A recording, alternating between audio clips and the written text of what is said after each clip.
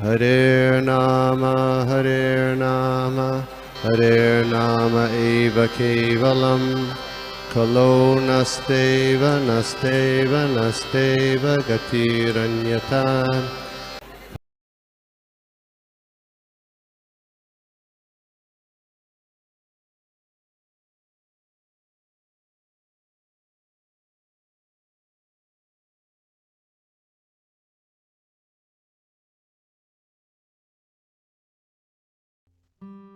प्रणाम। आप सभी भक्तों का बहुत बहुत दिल से मैं धन्यवाद देना चाहूँगी एंड खास कर मनोहर प्रभु एंड राजप्रिया माता जी, thank you so much for giving me this opportunity. तो लायक नहीं हूँ कुछ सेवा के, और खास करके ना भागवतम के बारे में जो इतना बड़ा ज्ञान है उसके बारे में कुछ भी बोलना मेरे लिए मतलब बोलते ना इट्स इम्पॉसिबल, बट क्योंकि आप सब भक्तों की कृपा है तो उसके कारण कुछ है ना ये सेवा करने का प्रयास करूँगी। तो thank you so much and मुझे यहाँ पे आके बहुत ही अच्छा लगता है आप सभी भक्तों से मिलना एंड इतना एंथुजियाज्म हर एक भक्त के अंदर है, इतनी ह्यूमिलिटी, तो बहुत कुछ सीखने को मिलता है। तो आकर एक्चुअली मेरा ये बेनिफिट है, तो थैंक यू सो मच। तो स्टार्ट करते हैं। ओम नमो भगवते वासुदेवाय। ओम नमो भगवते वासुदेवाय। ओम नमो भगवते वासुदेवाय। नारायणं नमस्कृत्य नरं चैव नरोत्तमं देवीं सरस्वतीं व्यासं ततो जयम् उदीरये। नष्टप्रायेषु अभद्रेषु नित्यं भागवत सेवया भगवती उत्तमश्लोके भक्तिर्भवति नैष्टिकी। ॐ अज्ञानतिमिरान्धस्य ज्ञानाञ्जनशलाकया चक्षुरुन्मिलितं येन तस्मै श्रीगुरुवे नमः। नमो विष्णुपादाय कृष्णपृष्ठाय भूतले श्रीमते जयपताका स्वामीति नामिने।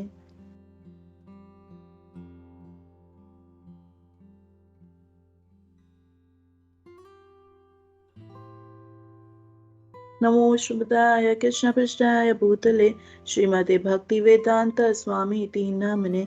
नमस्ते सरस्वती देवी गौरवाणी प्रचारिणी निर्विशेष शून्यवादी पाश्चात्य देश तारिणी। जय श्री कृष्ण चैतन्य प्रभु नित्यानंद श्री अद्वैत गदाधरा श्रीवासादि गौर भक्त वृंद। हरे कृष्णा कृष्ण कृष्ण हरे हरे, हरे राम राम राम हरे हरे। हरे कृष्णा। तो आज का जो श्लोक है वो है कैंटो 3 चैप्टर 4 श्लोका नंबर 29। तो विदुरा अप्रोचेस मैत्रेय।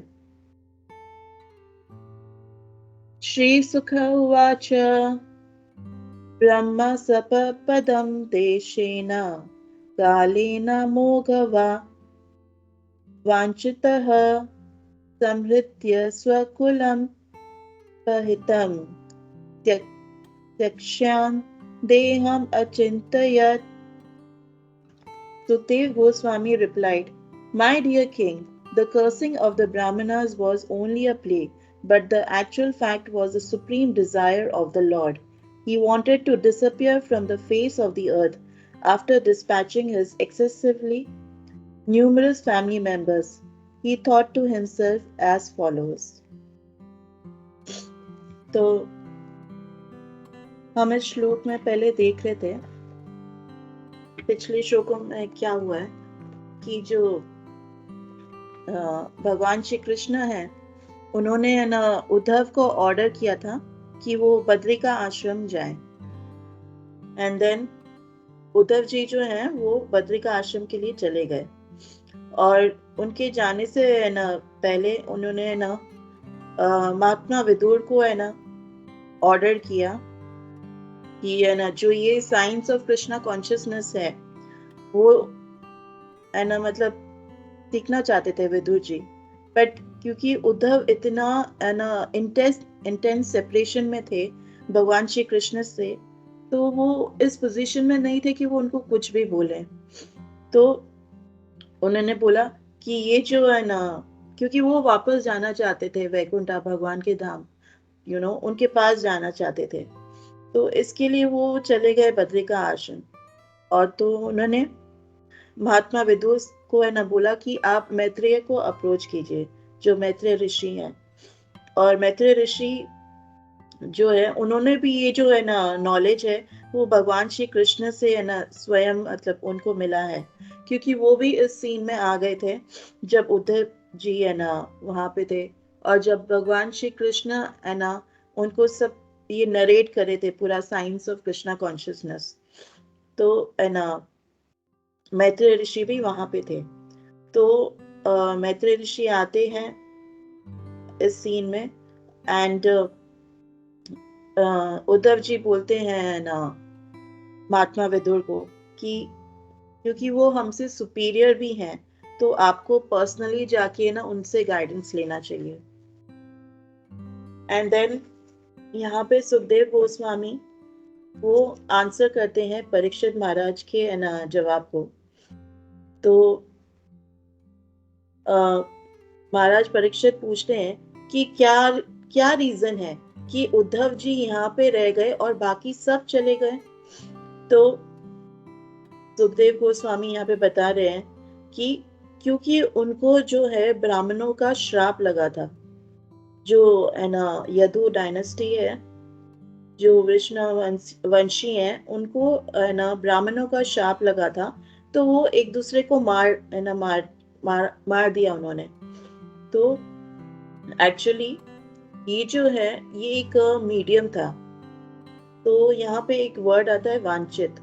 तो इसका मतलब ये है कि ये भगवान कृष्ण की डिजायर थी, ये उनकी इच्छा थी। तो इसके कारण ब्राह्मणों ने उन्हें ये श्राप दिया। तो ये केवल श्री भगवान कृष्ण का डिजायर था। एंड वो चाहते थे कि जो उनकी जो ये डायनेस्टी है, ये ऐसे एंड हुए। तो भगवान श्री कृष्ण धाम में जाने से पहले, अपने धाम में जाने से पहले, तो ये मटेरियल वर्ल्ड में से जाने से पहले वो अपनी जो डायनेस्टी है वो इस तरीके से खत्म करना चाहते थे। तो हम देखते हैं कि बहुत बार है ना जो मायावादीज हैं, तो वो कहते हैं कि अरे ये जो यदु हैं, ये इनको तो है ना श्राप मिला था, तो इसके कारण ये सब हो गया। बट एक्चुअली ये कृष्णा की इच्छा थी, तभी ये सब हुआ। ऐसे नहीं कि श्राप मिला और इसके लिए है ना उनका अंत हुआ। ये स्वयं भगवान की इच्छा थी। तो जो ब्राह्मण्स की जो है ना कर्स थी, या जो उनका श्राप था, वो यदुस पे काम नहीं करता। बट ये एक शो था, जस्ट दिखाने के लिए। तो इस पास टाइम से दो चीजें है ना हम सीख सकते हैं। एक तो भगवान दिखा रहे थे कि जो पावर है ब्राह्मणस का, तो वो बहुत पावरफुल है। एंड दूसरा है ना भगवान ये दिखा रहे थे कि आप कितने भी बड़े बन जाओ, चाहे आप यदु क्यों नहीं हो, अगर आप ग्रेटेस्ट ह्यूमन बीइंग भी क्यों नहीं हो पूरे ना यूनिवर्स में, बट तो भी आपको जो ये शरीर है ये त्यागना पड़ेगा। एंड तो जो है ना ब्राह्मणस का जो है ना श्राप था, वो इतना पावरफुल था कि वो यदुओं को, जो यदु इतने पावरफुल थे, जो है ना भगवान के जो है ना रिलेटिव्स थे, उनको तक है ना डिस्ट्रॉय कर दिया। तो ये जो पास टाइम है बेसिकली ये सिग्निफाई करता है ना ब्राह्मणस के ना पावर को। तो जो भगवान है वो एक ही पास टाइम में बहुत बहुत कुछ हमको सिखा देते हैं, और बहुत कुछ उनका प्लान होता है एक ही चीज में। तो सुखदेव गोस्वामी बता रहे हैं कि ये सब ड्रामा था, ये भगवान का ड्रामा था। तो यहाँ पे एक वर्ड आता है उपदेशाना, मीन्स ये सब ड्रामा था। तो भगवान जो है वो दुनिया को है ना भ्रमित करना चाहते थे, इसके लिए ये ड्रामा उन्होंने किया। वो चाहते थे कि जो ये यदुवंशी है वो है ना अप्रकट हो जाए। इस तरीके से ये सब है ना अरेंजमेंट हुई। तो जो यदुवंशी है वो इतने ज्यादा संख्या में थे, तो अगर इनको यहाँ पे है ना छोड़ा जाता पृथ्वी पे, तो मतलब है ना वो बहुत बड़ा है ना ज्यादा घातक हो सकता था। तो इतने संख्या में थे जब तो कृष्ण है ना, कृष्ण ने सोचा कि ये पास टाइम करने के लिए। और है ना जब उद्धव जी उनकी ऐसी हालत थी, वो इतनी खराब हालत में थे भगवान के सेपरेशन में। तो ये जो यदु हैं, इनकी जो है ना असंख्या है वो इतनी ज्यादा थी। और इमेजिन इतनी असंख्या में जो लोग हैं, अगर वो पृथ्वी पे रहेंगे इस हालत में विदाउट भगवान के उनकी सेपरेशन के साथ अगर जिएंगे, तो क्या हालत होगी। जब एक सॉरी तो जब एक इंसान इतना है ना प्रॉब्लम कर सकता है, तो इमेजिन की जो पूरी यदु डायनेस्टी है, अगर वो रहेगी, तो मतलब क्या होगा पृथ्वी का जो है ना हालत क्या होगी। तो यहाँ पे सुखदेव गोस्वामी ये बता रहे कि ये रीजन है भगवान के ये सब पास टाइम करने की। तो ये जो है ना राज्य जो राज्य जो है, जो शासन है, ये बिल्कुल भी नहीं कर पाते। क्यों राज्य को ये संभाल ही नहीं पाते, इतने इतने दुख में लगे रहते, तो ये क्या ही कर पाते। तो इसके लिए ये सब है ना ड्रामा करना पड़ा। तो जो भक्त नहीं है वो समझ नहीं पाएंगे कि कृष्ण ने क्यों ये ड्रामा रखा है। और जो भक्त हैं वो भागवत पढ़ के वो परंपरा के अंडर में रह के वो समझेंगे कि ये सब क्यों भगवान कर रहे हैं। तो चैप्टर 10 में कैंटो 10 में चैप्टर 3 में बताया गया है कि सुखदेव गोस्वामी बता रहे हैं कि मथुरा का जो कारागृह है उसमें क्या सिचुएशन थी। कि हम जो है ये देखने की कोशिश कर रहे हैं कि भगवान का जो जन्म और कर्म दोनों दिव्यम है। तो ये जो भौतिक लोग हैं ये समझ नहीं पाएंगे कि क्या दिव्यता है उनके जन्म में, उनके कर्म में। एंड उनको जो ये है ना जब वो यहाँ से जाते हैं तो ये सब क्या लीलाएं हैं वो नहीं समझ पाएंगे। बट हम देखते हैं कि सुखदेव गोस्वामी बता रहे हैं कि मथुरा का जो है ना कारागृह में है ना क्या सिचुएशन थी। तो कृष्ण जो है जब वो अवतार लेते हैं, जब वो आते हैं इस यहाँ पे, तो वो अपने चतुर्भुज में आए थे भगवान, और अपने माता पिता का भय दूर करने के लिए आए थे। क्योंकि जो माता देवकी है वो इतनी भयभीत थी, इतनी डरी हुई थी, क्योंकि उनके 6 बच्चों को तो ऑलरेडी कंस ने बहुत बहुत बुरी तरीके से मारा था। और जो 7वां बच्चा है उनका तो मिसकैरेज हो चुका था। तो जो 7वां बच्चा है वो देवकी नंदन से रोहिणी नंदन बन गया था। तो देवकी जो माता है वो बहुत परेशान थी कि मेरे 8वें बच्चे का क्या होगा। तो कृष्ण चतुर्भुज में अवतारित होते हैं, और ये देख के देवकी और डर जाती है। कि देवकी कहती है कि आप अगर छोटे बच्चे के रूप में आते या अवतारित होते तो कंस को पता नहीं चलता फिर भी, पर अभी आप चतुर्भुज में आए हो तो बहुत आसानी से समझ में आएगा कि ये बच्चा नहीं है, ये भगवान है। तो गर्भ में है ना बच्चे का जो है ना मतलब कल जो गर्भ में बच्चे का रूप है, आज वो भगवान बन के है ना सामने अवतारित हो गए हैं। तो हम देखते हैं कि भगवान जब चतुर्भुज लेते हैं तो उनके हाथों में क्या होता है, शंख, चक्र, गदा और पद्म। तो एक लेक्चर में मैं सुन रही थी कि वो जो है ना पद्म है उनके हाथों में, वो जो लोटस फ्लावर है उनके हाथों में, वो कौन सा फ्लावर है? वो जो है ना गजेंद्र ने भगवान से मतलब नारायण को या विष्णु को ऑफर किया था, वो वाला पद्म है। तो वो अब तक उनके हाथों में है। तो भगवान को अपने भक्त इतने प्रिय हैं कि वो उनकी दी हुई चीज, उनकी हर एक बात बहुत वो संभाल संभाल के रखते हैं। तो हम ये देख सकते हैं कि भगवान को अपने भक्त कितने प्रिय हैं। तो जो है ना हमारे जैसे लोग हैं, या सॉरी मुझ जैसे लोग हैं, हम जो है ना ये पास टाइम को समझ नहीं पाएंगे। एंड हम जब है ना मृत्यु लोक में आते हैं तो हमारे पास कपड़े नहीं होते। तो कृष्ण अपने वस्त्रों के साथ आए हैं, वो अपने वेपन्स के साथ आए हैं, वो अपने वेपन्स को लेके आए हैं। वो आते हैं, उनका बॉडी का जो ऑरा होता है वो इतना एफर्जेंस होता है, पूरे रूम में इतना एफर्जेंस था। और देवी देवता जो हैं उनसे है ना भिक्षा मांगते हैं कि प्लीज आप आइए। सॉरी। तो देवी देवता जो हैं वो उनसे है ना भिक्षा मांगते हैं कि प्लीज आप यहाँ पे आइए। बट हम जब पैदा होते हैं हमसे थोड़ी कोई भिक्षा मांगता है कि आप आइए, हम तो है ना भेज दिए जाते हैं।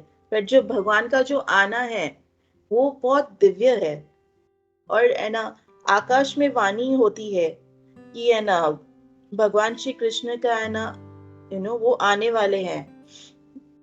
एंड भगवान जब आते हैं तो जो साधारण मनुष्य आता है वो रोते हुए आता है, पर जब भगवान श्री कृष्ण आते हैं वो अपने माता पिता का जो रोना है वो बंद करने के लिए आते हैं। तो भगवान तो आखिर में कौन है? ये भगवान ही हो सकते हैं ना, कि वो इतनी लीलाएं कर रहे हैं।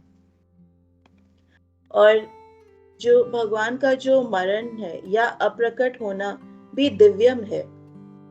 तो हमारी मृत्यु हो सकती है, क्या भगवान की भी मृत्यु हो सकती है? हमारे मन में ये प्रश्न आ सकता है, या बहुत लोगों के मन में ये प्रश्न आता है।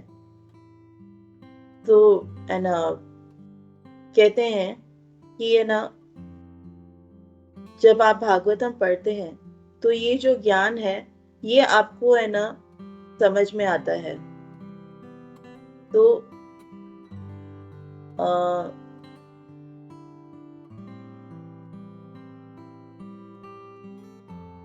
काफी लोग बोल सकते हैं कि आप कैसे बोलते हैं कि भगवान की मृत्यु होती है, ये कैसे भगवान है? आप उनको पूछते हैं और है ना उनकी पूजा करते हैं और फिर बोलते हैं कि भगवान तो मर गए, मतलब भगवान है ना अब प्रकट हो गए, भगवान चले गए। तो आप कैसे बोल सकते हैं कि आपके भगवान तो मर जाते हैं, तो आप कैसे भगवान को पूछ सकते हैं? ऐसे भगवान को कैसे पूछ सकते हैं? तो हम इस उदाहरण से समझ सकते हैं कि जैसे जेल में जो है, सपोज एक जेल है, उसमें कोई प्रेसिडेंट जाता है, ठीक है? तो है ना और प्रेसिडेंट जाके वहां के जो है ना अपराधी हैं उनसे मिलता है वो प्रेसिडेंट, और वहां का जो जेलर है उनको बताता है कि हाँ ये जो अपराधी है इसको 14 साल की है ना सजा मिली थी, बट क्योंकि अभी ये अच्छे काम कर रहा है, ये बहुत अच्छा हो गया है, तो जो प्रेसिडेंट है वो जाके बोलता है कि ठीक है अभी ये सुधर गया है, ये अच्छा हो गया है, तो इसकी सजा तुम कम कर दो, इसको 6 महीने के बाद इसको छोड़ दो। तो हम देखते हैं कि जो प्रेसिडेंट है वो जेल में जाता है, बट सबसे मिलने के लिए जाता है, देखने के लिए जाता है कि क्या हो रहा है।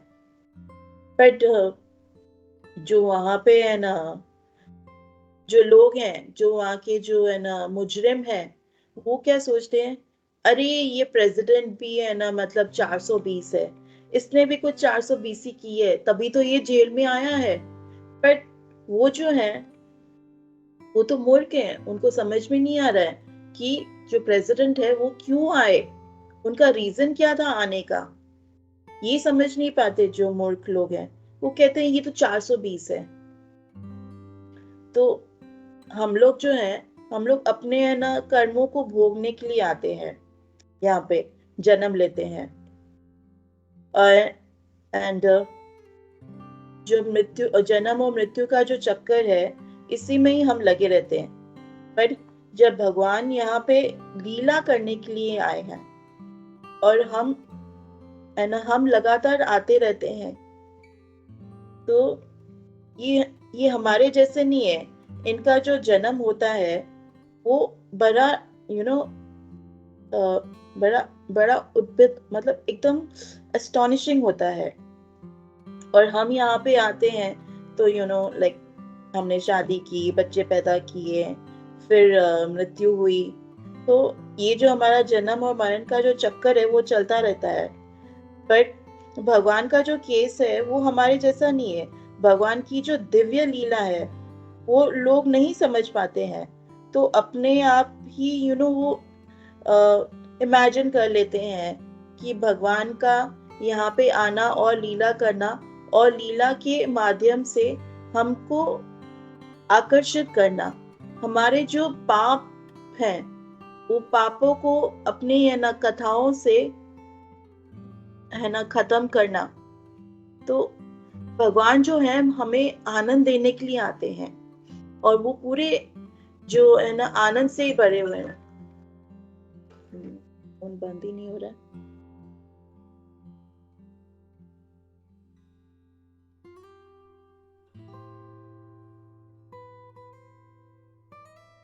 Sorry for the disturbance. तो हम ये देख सकते हैं कि जो है ना, भगवान का जो जन्म और मरण है तो वो बहुत दिव्य है। वो आसानी से जो ये है ना भौतिक लोग हैं उनके समझ में नहीं आएगा। उनको तो बस ये ना फालतू चीजें हैं कि अरे भगवान ने गोपियों की वस्त्र चुराए, तुम्हारे भगवान ऐसे हैं। बहुत आसानी से उनको कुछ ना कुछ बात करने के लिए मिल जाता है।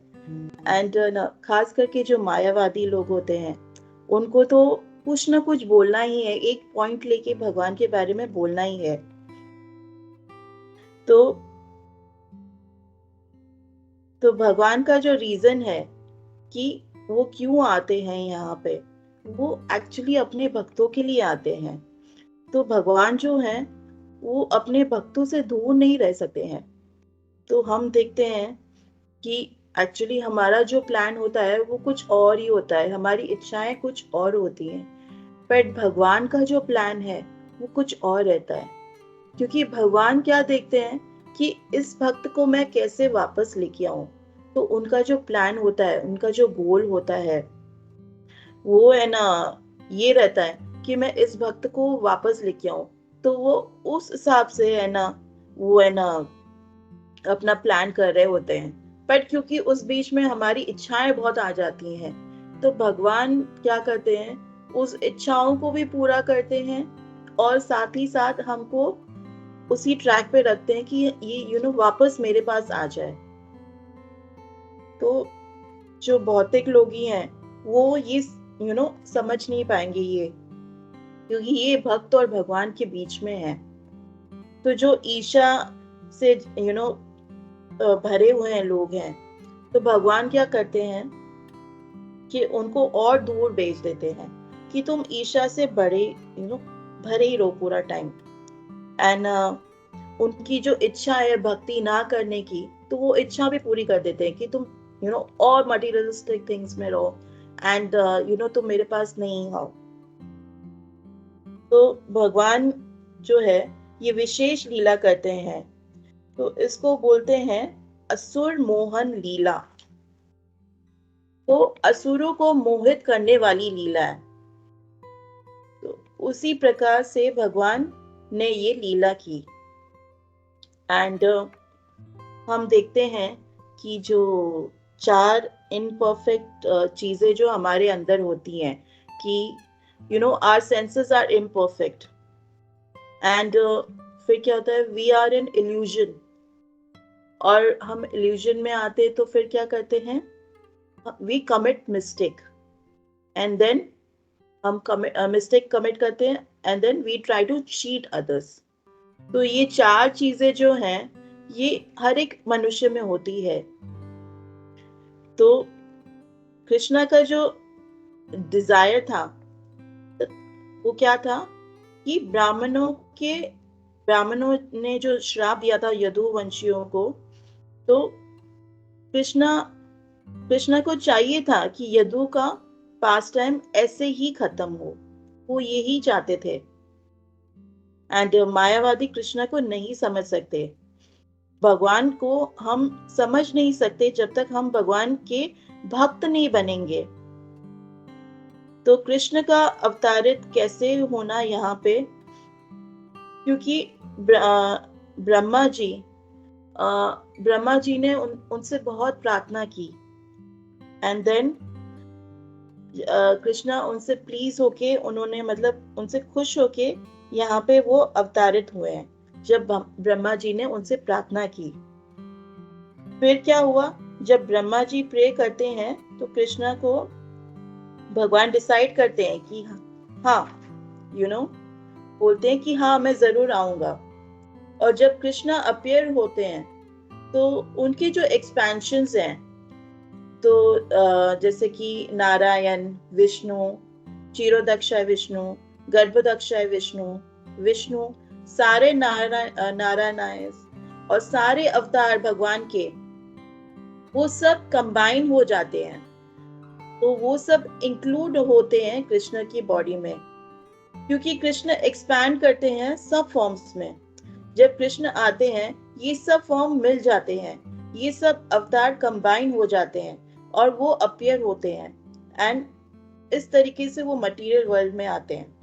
तो कृष्ण की बॉडी में ये सब फॉर्म इंक्लूड होते हैं, नारायणा, नरसिम्हा, राम, वराह देव, ये सब फॉर्म इंक्लूड होते हैं कृष्ण की बॉडी में। जब कृष्ण को ये पास टाइम खत्म करना होता है तो ये सारे फॉर्म भगवान के जो है ये डिसइंटीग्रेट हो जाते हैं। तो डिसइंटीग्रेट अगर कोई एक्सप्लेन कर सके हिंदी में।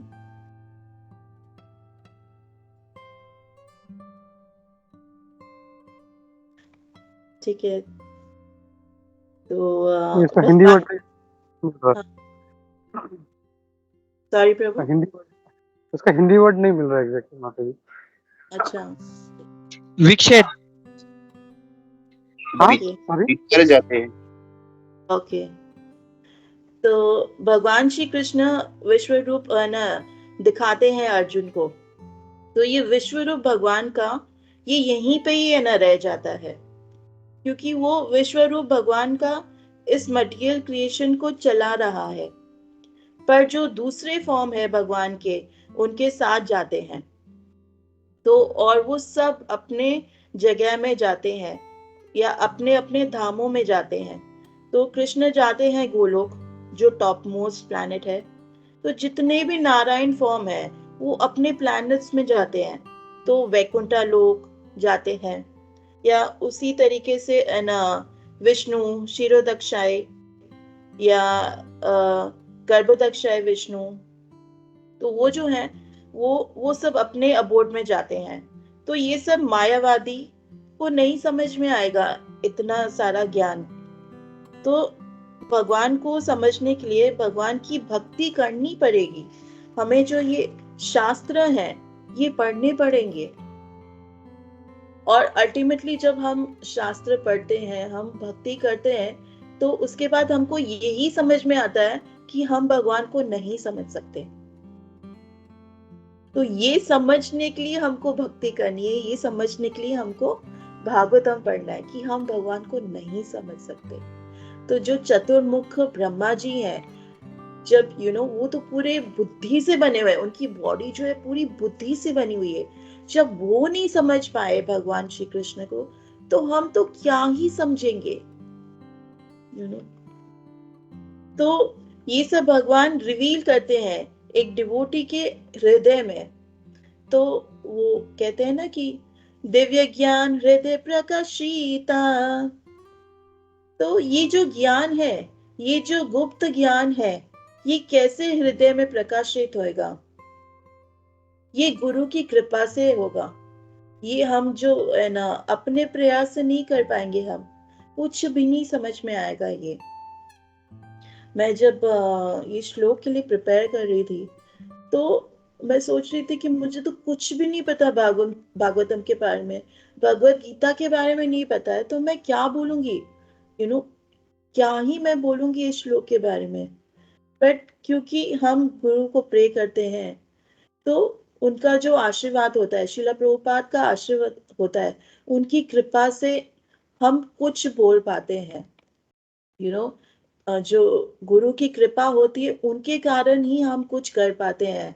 बट हम क्या सोचते हैं कि अरे मैंने लेक्चर दिया, अरे उनको पसंद आया, अरे मैंने इतनी दामोदर आरती की, सब खुश हो गए, ये माता जी भी बुला रही है, वो माता जी भी बुला रही है, सब मुझे बुला रहे हैं। बट वो किसकी कृपा से हो रहा है?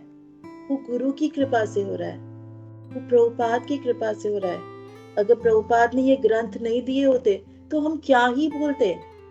ये नॉलेज अगर प्रभुपाद ने रात भर जाग जाग के सिर्फ 2 घंटे सोकर ये अगर हमको नहीं दिया होता तो हम कहाँ होते?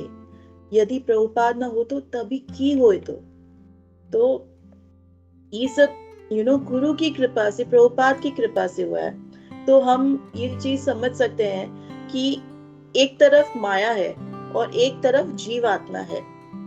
ओके, तो अगर माया तो बहुत शक्तिशाली है, ये सबको पता है। और अगर टग ऑफ वॉर होता है, ठीक है, माया और जीवात्मा में, तो जो भक्ति नहीं करता है भगवान क्या करते हैं? वो माया के साथ जुड़ जाते हैं। तो कौन जीतेगा उसमें? ऑफ कोर्स माया। क्यों? क्योंकि माया इतनी डिवोटेड है, वो अपने जो है ना कार्य है, जो भगवान के जो उपदेश है, वो बहुत अच्छे से फॉलो कर रही है। और हम नहीं फॉलो कर रहे, मैं नहीं फॉलो कर रही हूँ, आप लोग बहुत बड़े वरिष्ठ भक्त हैं, आप सब बहुत अच्छे से फॉलो कर रहे हैं, बट मैं नहीं फॉलो कर रही हूँ। तो कौन जीतेगा? Maya, definitely, because she is following all the rules and regulation. जो भी भगवान ने उपदेश दिए वो बहुत अच्छे से फॉलो कर रही है। तो एक्चुअली भगवान के उपदेश फॉलो करना ही भगवान से प्यार करना है, उनकी बात सुनना ही उनसे प्यार करना हुआ। बट वो चीज हम नहीं करते, तो जो जीव आत्मा है वो बहुत बहुत कमजोर हो जाती है। बट जब किसी व्यक्ति की दीक्षा वो लेता है गुरु के आशीर्वाद से, तो क्या होता है कि एक तरफ माया होती है और एक तरफ जीवात्मा होती है। बट उनके साथ अब कौन है? उनके गुरु है। तो जब भगवान देखते हैं कि इस जीवात्मा के साथ इनके गुरु हैं, तो भगवान भी आके उनको ज्वाइन हो जाते हैं। तो हम देखते हैं कि जो है ना भक्त हैं, वो भक्ति में इतने लगे रहते हैं कि माया का जो प्रभाव है वो कम हो जाता है उनके ऊपर। बहुत सारी प्रॉब्लम्स जो है वो सबसाइड हो जाती हैं। जो ये ना भौतिक दुनिया का जो कलेश है ये हट जाता है। क्यों? क्योंकि जो भक्त है वो हमेशा भक्ति में ही लगा रहता है, वो भक्ति में ही बिजी रहता है। तो माया का जो प्रकोप है, इतना प्रकोप है, लाइक आप मटीरियलिस्टिक लोगों को देखेंगे तो ऐसी जिंदगी है उनकी कि डिजास्टर है। आपको लगेगा ये क्या जीवन जी रहे हैं। पर जो भक्त है उनका जो जीवन है बहुत सुखमय चलता है। क्यों? क्योंकि वो बिजी है अपनी भक्ति में, वो बिजी है नाम जप करने में, भागवतम पढ़ने में। तो मैं अमेंद्र प्रभु का लेक्चर सुन रही थी, तो प्रभु बता रहे थे कि जो 3 चीजें हैं वो भक्त को जरूर करनी चाहिए। ठीक है, परिक्रमा करना, धाम में जाके डेटी वर्शिप, ये ठीक है, बट टॉप प्रायोरिटी क्या है? वो है कि हम श्रवणम करें और कीर्तन करें, यानी कि नाम जप करें, कीर्तन करें भगवानों के नामों का, और वैष्णव सेवा करें। तो ये 3 चीजें जो है ये टॉप मोस्ट है, ये हमें करनी ही करनी है। चाहे हम परिक्रमा में जाए नहीं जाए, धाम में जाए नहीं जाए, डेटीज रखें नहीं रखें, बट ये 3 चीजें तो हमें हर रोज करनी है। एंड जब हम वैष्णव की सेवा करते हैं तो भगवान बहुत खुश होते हैं कि अरे इसने मेरे भक्त की सेवा की। जब उनके भक्त जो प्रसाद लेते हैं तो एक्चुअली वो किसके मुंह में जाता है? वो डायरेक्ट भगवान के मुख में ही जाता है। तो एक स्टोरी आती है ना यहाँ पे कि ना एक जो भक्त था, एक ब्राह्मण है ना, वो जगन्नाथपुरी जा रहा होता है, तो उनसे ना ये भक्त मिलता है कि है ना, आप जा रहे हो ना, तो ये जो है ना, ये 20 रुपए ना, ये है ना, आप है ना जगन्नाथ जी के उसमें डाल देना। तो वो है ना, ब्राह्मण कहता है ठीक है, सॉरी 100 रुपए देता है वो, ये 100 रुपए ना आप डाल देना भगवान की हुंडी में, जगन्नाथ जी को डाल देना। तो है ना, वो ब्राह्मण कहता है ठीक है। तो वो जा रहा होता है, तो रास्ते में क्या होता है, वो देखता है कि कुछ भक्त है ना, वो मतलब बहुत भूखे थे, उन्होंने कुछ भी नहीं खाया था। तो ये ब्राह्मण सोचता है कि अरे, मेरे पास तो इतने पैसे हैं नहीं, बट हाँ, उस भक्त ने मुझे पैसे दिए हैं, तो ये पैसे मैं इनकी सेवा में यूज कर लेता हूँ। तो है ना, वो ब्राह्मण क्या करता है, ये जो पैसे हैं सारे, ये भक्तों की सेवा में यूज कर लेता है, और कुछ है ना, वो 2 रुपए है ना, वो भगवान की सेवा में डाल देता है। तो इनको बहुत अच्छा अच्छा प्रसादम खिलाता है वो 100 रुपए से, एंड जो भक्त हैं वो बहुत खुशी से खाते हैं। तो फिर है ना, ये जो भक्त है, ये हर बार ना इनके सपने में ना जगन्नाथ जी आते थे, जिन्होंने पैसे दिए थे। तो वो है ना, जगन्नाथ जी से पूछते हैं, सपने में पूछते हैं कि है ना, प्रभु, मैंने ना आपको है ना थोड़ी सी लक्ष्मी सेवा की थी आपके लिए, मैंने 100 रुपए भेजे थे, तो आपको मिले? तो है ना, जगन्नाथ जी कहते हैं कि हाँ, मुझे 98 रुपीज मिले, मुझे 2 रुपए नहीं मिले। जबकि उस ब्राह्मण ने क्या किया था, 2 रुपए डाले थे और 98 रुपीज भक्तों को खिलाने के लिए खर्च किए थे। तो जगन्नाथ जी क्या बोलते हैं कि मुझे 98 रुपीज मिले, वो 2 रुपए नहीं। तो जगन्नाथ जी ने जो उन भक्तों को ये ब्राह्मण ने खिलाया प्रसाद, वो एक्सेप्ट किया भगवान ने। तो भगवान जो है, हम जब भक्तों की सेवा करते हैं तो वो बहुत खुश होते हैं। तो हम देख सकते हैं कि है ना, ये जो माया शक्ति है, ये कितनी है ना प्रबल है। तो इससे हमको सिर्फ गुरु ही बचा सकते हैं। तो शिला भक्ति सिद्धांत सरस्वती ठाकुर से पूछा गया कि असली सोर्स क्या है शक्ति का। तो वो कहते हैं कि the attachment to the lotus feet of spiritual master is the source of spiritual shakti. तो शक्ति कहाँ से आती है? जब हम अपने गुरु की लोटस फीट की पूजा करते हैं। तो जितनी हमारी गुरु में, जो गुरु के चरणों में जो रति है, उतनी ही हमारी भक्ति भजन में बहुत डेप्थ होगा, बहुत डेप्थ आएगा, जितनी हमारी गुरु के चरणों में रति रहेगी। तो इसलिए पुराणों में आता है कि अगर क्या बोलते हैं, मेरी रति भगवान श्री कृष्ण से ज्यादा मेरे गुरु में है, तो तभी जो है हमारा जो मतलब जो भक्ति का लेवल है, तभी वो ज्यादा होगा। कि भगवान में मेरी इतनी रति नहीं है, मेरी रति अपने गुरु के चरणों में, मेरी रति अपने गुरु की सेवा करने में है। तो जो भगवान जो है वो ये देखते हैं कि अरे, जो है ना ये भक्त है, इसका जो है ना भाव है, वो मेरे प्रति रूप में इतना मतलब नहीं है जितना उसके गुरु में है। तो इस वजह से कृष्ण इतने प्रसन्न हो जाते हैं। कृष्ण इस भक्त के हृदय में खुद को प्रकाशित करते हैं। क्यों? क्योंकि इस भक्त की जो गुरु की प्रति रति है इतनी ज्यादा है कि कृष्ण स्वयं आ जाते हैं उस भक्त के हृदय में। तो आज भक्ति सिद्धांत सरस्वती ठाकुर का अपीयरेंस डे है, तो हम उनसे यही है ना प्रार्थना करेंगे कि जो उनकी रति थी अपनी है ना गुरु में एंड भगवान के प्रति, तो हमको अगर उसका 1% भी मिल जाए, ऐसे वैष्णव की कृपा हमारे ऊपर 1% भी हो जाए, तो हमारा जीवन नेक्स्ट लेवल होगा। एंड प्रभुपाद खुद बोलते हैं कि मैं खुद आऊंगा ऐसे भक्त को लेने के लिए। जिनका जो जीवन है अपने है ना गुरु की सेवा में है ना लगा रहे। तो हम यहीं पे ही विराम देंगे। एंड मैं क्षमा चाहती हूँ कि आई नो मैं कुछ जस्टिस नहीं कर पाई, क्योंकि मेरी में इतनी क्षमता नहीं है।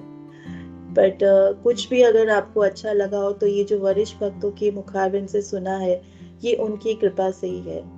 तो थैंक यू सो मच, आपने मुझे अपॉर्चुनिटी दी मेरे ओन प्यूरिफिकेशन के लिए, एंड मैं कुछ सीख पाऊँ, आगे बढ़ पाऊँ। So thank you so much आप ही सब भक्तों का बहुत बहुत धन्यवाद। हरे कृष्णा। हरे कृष्णा। हरे कृष्णा माता जी, धन्यवाद, प्रणाम। बहुत ही सुंदर क्लास माता जी, बहुत सुंदर क्लास, वेरी नेक्टेरियन क्लास माता जी।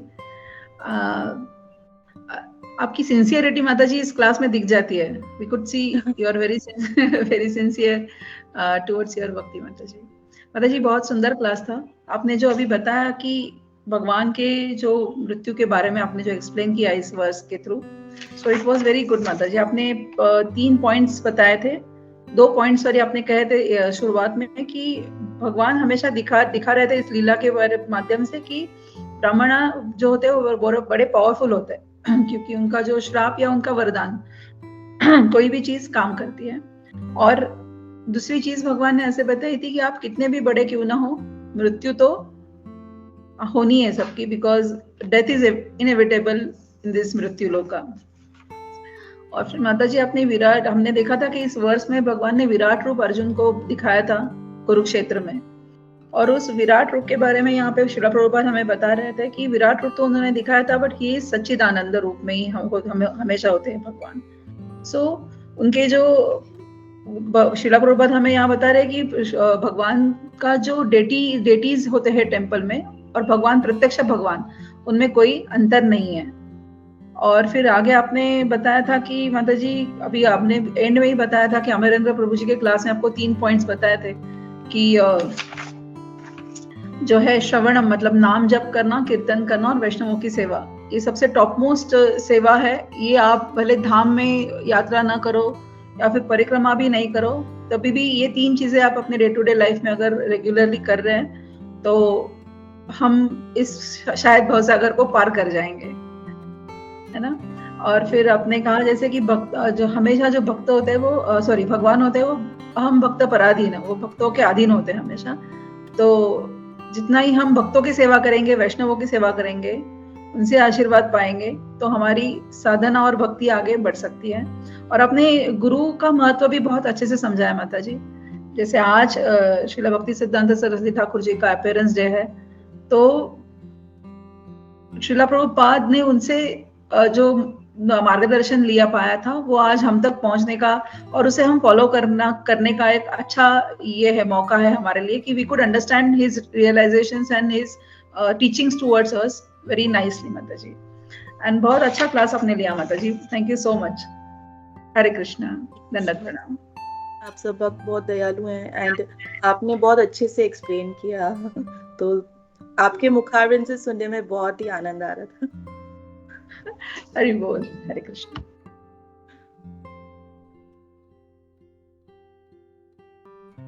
और माता जी एक बात इसमें थी परपट में, सॉरी मैं 2 मिनट लूंगी, और कि भगवान जो है ना वो सभी के सामने प्रकट नहीं होते, वो रिजर्व रखते हैं। He reserves his right and not being exposed to everyone and he always keep himself out of the vision of the non devotees.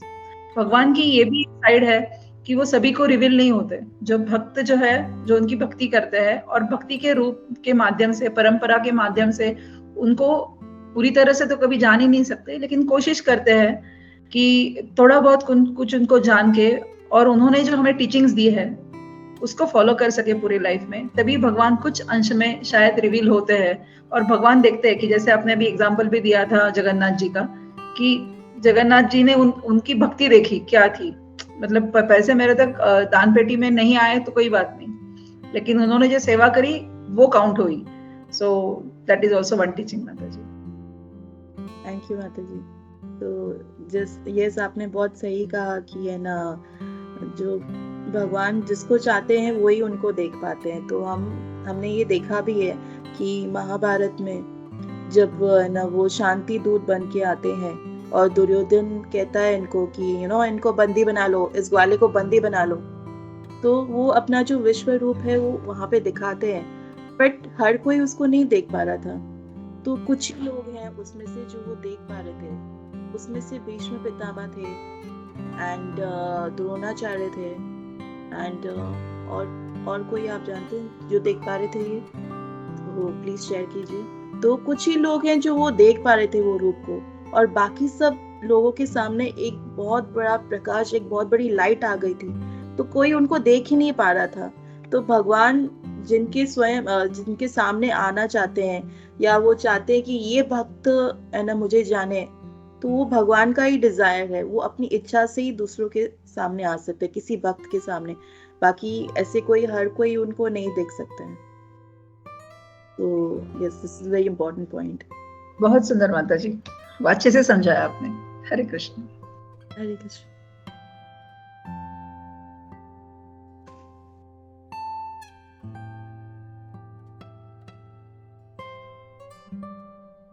Thank you so much. Hare Krishna माता जी, प्रणाम। बहुत हरे सुंदर कृष्ण। क्लास था, बहुत अच्छे से समझाया। बहुत सारे पॉइंट है माता जी ने, मंगिनी माता जी ने कवर किए। और जैसे गुरु का इम्पोर्टेंस, जैसे गुरु का सेवा ही हमारे लिए महत्वपूर्ण है, और उनकी कृपा से ही हमको जो है भक्ति में हम लोग आगे बढ़ पाते हैं। फिर जो जगन्नाथ जी का जो आपने कथा बताया तो सबसे वेरी वंडरफुल थी। कैसे जो 2 रुपए रखते हैं, लेकिन भगवान बोलते हैं वो 2 रुपए मुझे नहीं प्राप्त, मुझे जो 90 थे जो भक्तों के लिए वो मिल गया मुझे।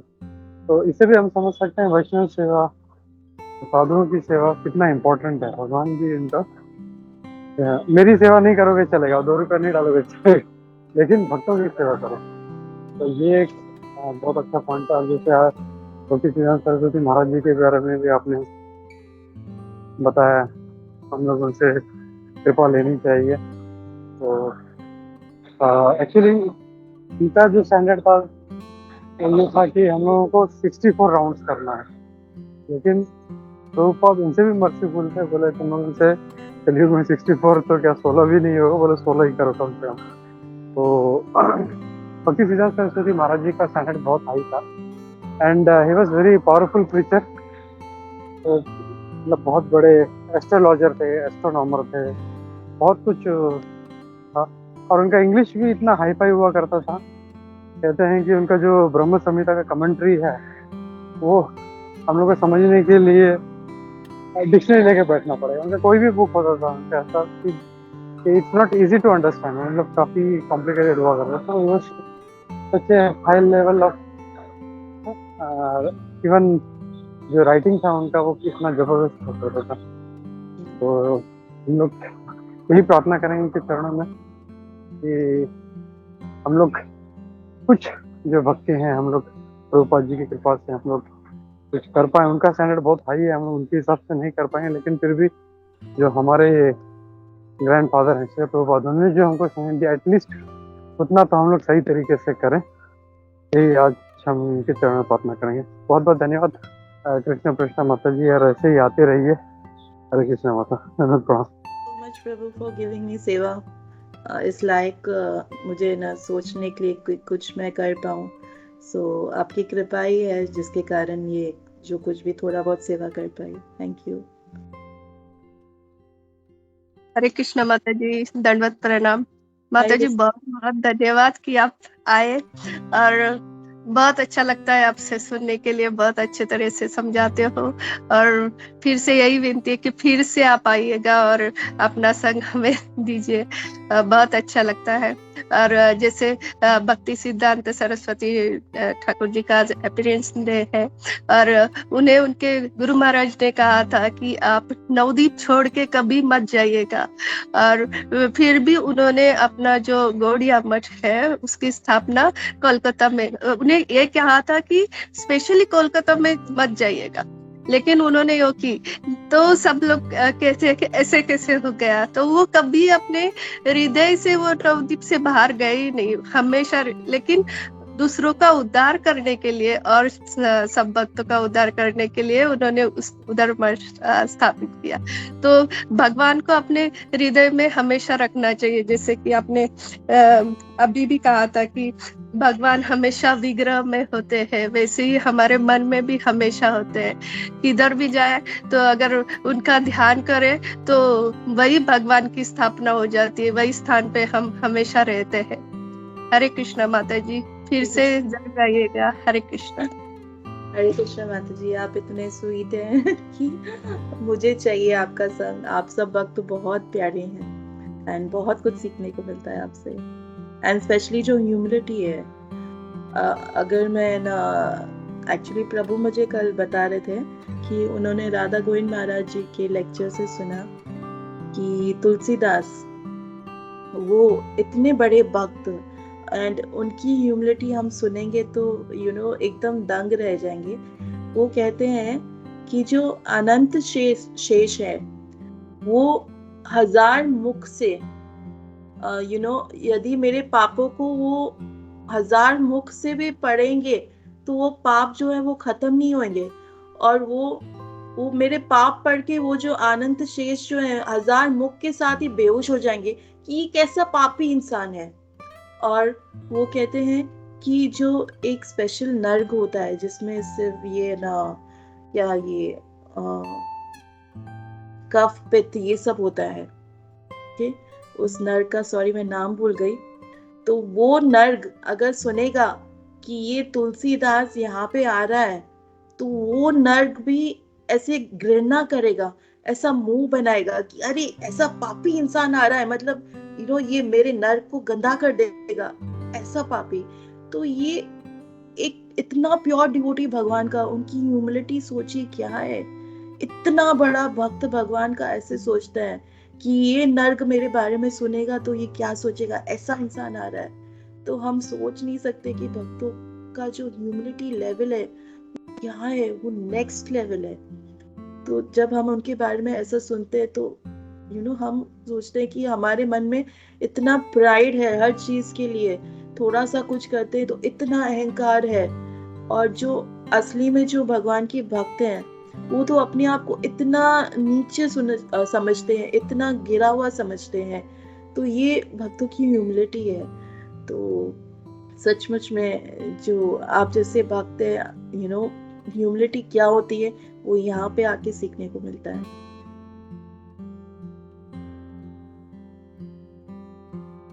हरे कृष्ण, थैंक यू माता।